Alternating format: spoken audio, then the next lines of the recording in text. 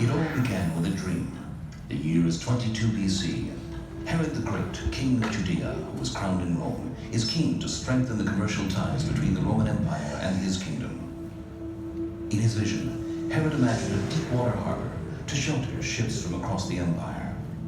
A harbor with a man-made breakwater, a high tower, and strong fortified walls to provide a safe haven for merchant vessels. This was a revolutionary project, ambitious in scale and unique in the region. His dream Herod named Caesarea.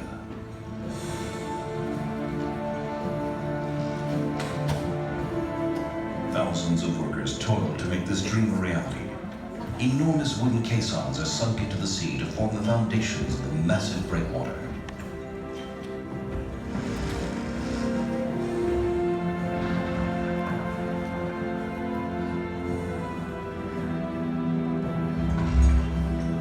Out of the shifting sands, born both of skill and pioneering engineering techniques, the harbor is taking shape.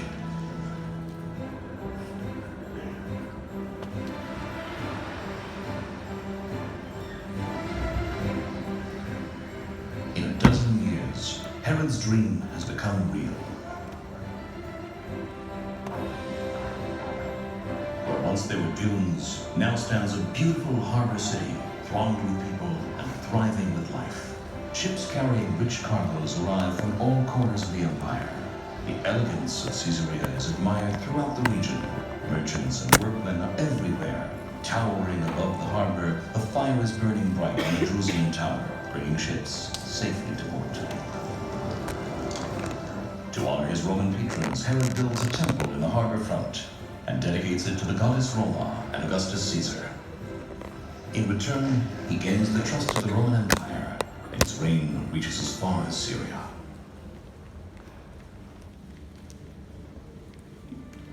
After Herod's death, his heirs failed to step into his shoes, and his charismatic presence and tough regime are no more.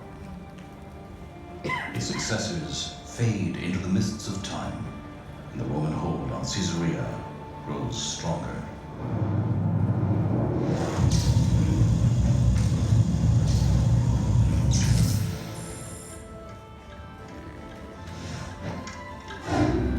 Caesarea becomes the capital of the Roman province of Palestine and headquarters of the Roman governor. The deep-water harbor is a source of income and employment to the flourishing city.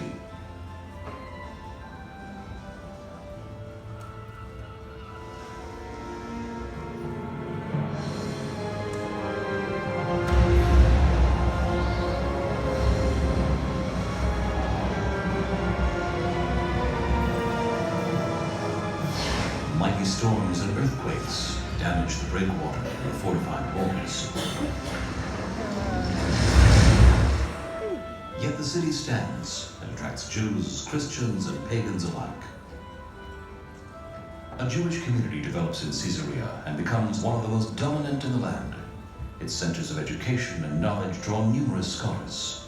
Many entertainment venues are established in Caesarea. Theater plays and horse races draw huge audiences.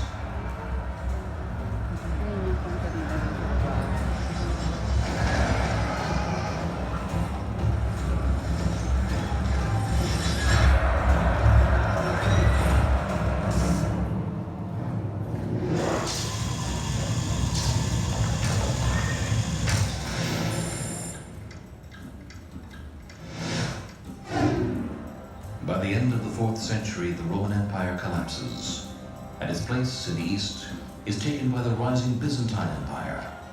This is a new era for Caesarea. Better fortified walls are built to surround it. The gladiators' games are banned, but chariot races continue to entertain the citizens and their guests. Prosperity is everywhere. The markets are abundant with fine olive oil and wines, and trade is flourishing.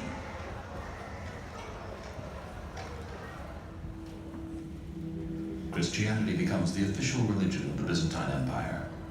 The temple of the goddess Roma and Augustus Caesar is torn down to build in its place an amazing octagonal church. The city's wealth is clearly evident in the richly designed and decorated church. Thus, man-made work cannot survive the forces of nature for long. Severe earthquakes continue to hit Caesarea.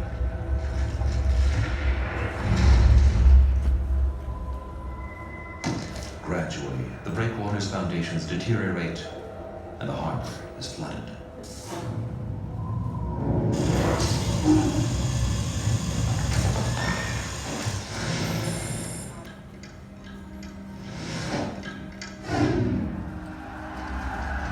In the 7th century, after many battles and a 7-month siege, Byzantine Caesarea, which was one of the most prosperous and fortified cities in the land, falls to the Muslim hands.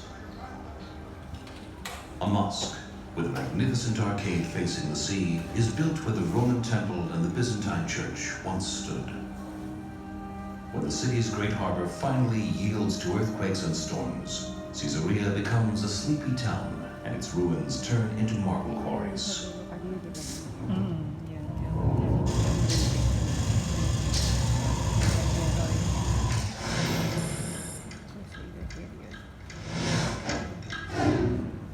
In the 12th century, once again the tides of war are upon Caesarea. European crusaders invade the land, hoping to conquer the Christian holy cities. From the struggle of war, Caesarea emerges to be rebuilt. A new quay is built in the harbor, and impressive crusader walls surround the reviving city. For 200 years, the wars between Muslims and crusaders have shattered the Holy Land. It is the year 1265. An immense and powerful Muslim army is approaching Caesarea's walls, led by the Mamluk Sultan, Baybars.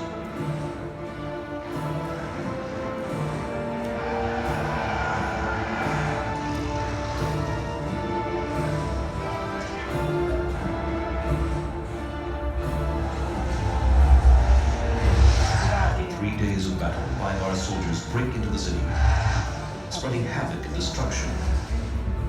For the first time since its foundation, Caesarea is thoroughly demolished. Sultan Baybars does not rest until he razes Caesarea, wishing to wipe it from the face of the earth. Caesarea fades slowly into the realms of dream and fantasy for which it was created.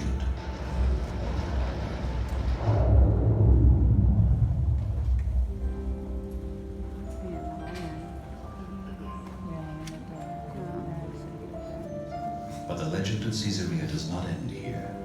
As it was created by the vision of Herod the Great, modern Caesarea has been revived by the vision of a single man, Baron Edmund Benjamin de Rothschild. The Baron purchased Caesarea's lands, aspiring to turn them into a unique place of creativity, tourism, community, recreation, and leisure.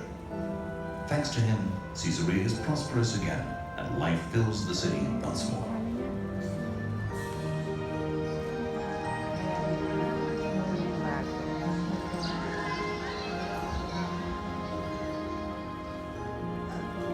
Today, Caesarea combines an industrial research and development park, a leading community, together with some of Israel's most beautiful tourist sites. The buildings that we see here are dated from over 100 years ago and were built for Bosnian refugees. But their foundations were laid precisely where once stood the Roman Temple, the Drusian Tower, and the ancient walls of Caesarea. Most of Caesarea's harbor is immersed under the sea, but the theater and the hippodrome stand as they were in ancient times. And the city's glorious past is evident and complements today's development.